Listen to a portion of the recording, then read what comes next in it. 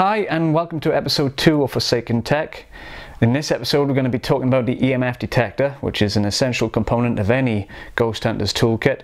I'm going to give you a brief rundown of what it does and then a practical demonstration so you get a feel for it, and if you want to buy these you can.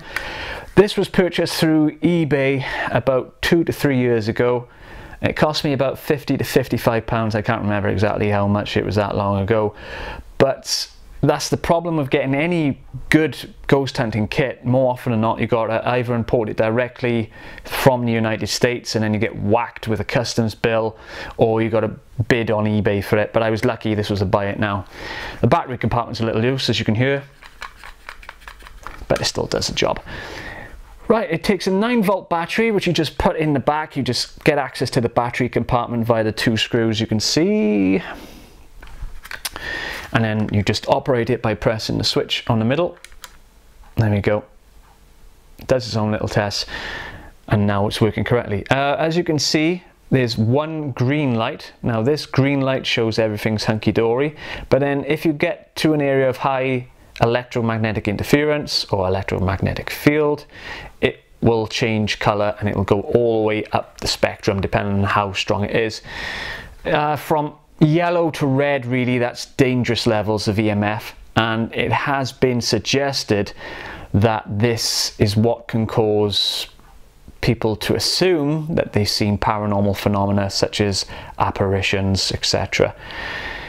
We did a house investigation a while ago. Let me just switch this off, save some battery. We did a house investigation a while ago, and in one of the rooms the activity was reported to be quite extreme. The person in the room, it was a bedroom, they would see figures at the end of their bed at night, things would be moved about the room, etc., doors would open and all that kind of stuff. When we investigated that property, there was a lot of electrical cabling, so extension sockets, there was all sorts plugged in there, and when you have that amount of electricity flowing around you, particularly in the bedroom, it is said it can interfere then with your sleep state, and so you can start hallucinating things. You can start hallucinating people at the end of the bed, bumps and bangs, all that kind of stuff. It's like when you're half asleep or when you're dreaming and you wake up and you think you're still dreaming for that split second. And a lot of paranormal stuff, I think, where you've got like junction boxes and generators, all that kind of thing, then that is going to play on your mind, and it may interfere with how our brains work. I mean, more research is required, I guess.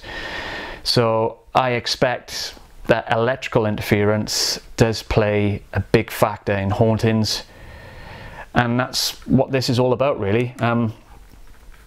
Not necessarily this one specifically, but in the past we have had EMF hits in areas where there hasn't been electricity, such as Drakelow tunnels. If you don't know Drakelow, it's up in the Birmingham area, Kidderminster, around that area, and it's a disused rover plant, and then it was later acquired by the MOD, and it was going to be one of the major centres if the Cold War turned hot and nukes started flying about, and that was where local government was going to be kept for however long until the radiation died down, etc., and we could rebuild.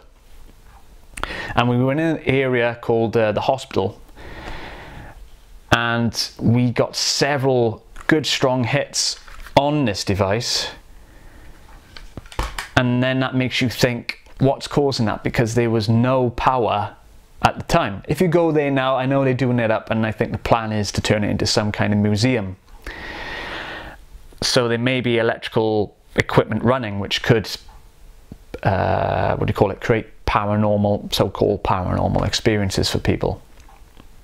But that was odd, and it seemed to be on command, and we've had a few of these instances where we've been to locations where the electricity is completely off, there's no power in the property at all, and yet we're still getting these hits. So I don't know if there's something in there.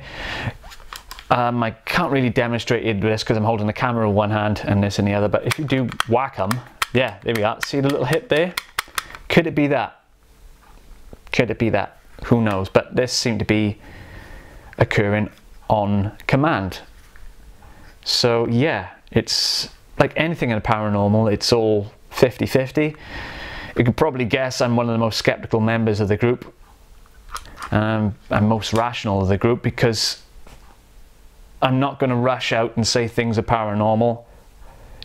I want things to be repeated, and if things can be repeated, then it's more likely for me to say, oh yeah, there could be something spooky, paranormal in that. But that was what intrigues me about it even more, is that it doesn't happen on command. And I want to know why it doesn't happen on command. Is it all just a construct of one person's mind? But then we go do ghost hunts and investigations as a group, and where several members of the group experience the same thing, and we all can't explain it. Hey ho, it's just the nature of the beast. Well, that's enough of me rambling, so let's do a practical demonstration of that now. So here we go for the practical demonstration. We're using my PC for this reason. Got it booted up. This is the beast that does most of the rendering for Forsaken Paranormal. Me and Dan share it out between us.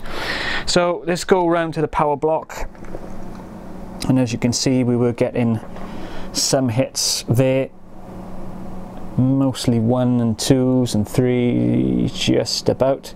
But then if we come around to the tower itself, there we are, we're getting a steady hit of 3 there, and that's how it works. If you bring it away, it's down to 1, and actually baseline. So if you're doing ghost hunts for yourself and you just picked up one of these, do yourself a favour and do a base sweep of the location first and foremost, along common areas where electrical wires could be, so in skirting boards, through the walls, etc. And then if anything you prescribe to be paranormal occurs there, just take it with a pinch of salt, because it may be that you're being influenced by the EMF.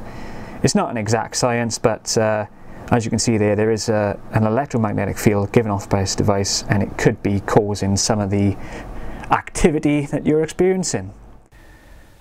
So there you go, hope you enjoyed that little practical demonstration of the KII device. If you liked it, rate, comment and subscribe. Stay tuned for more. Thanks for watching everyone. Bye.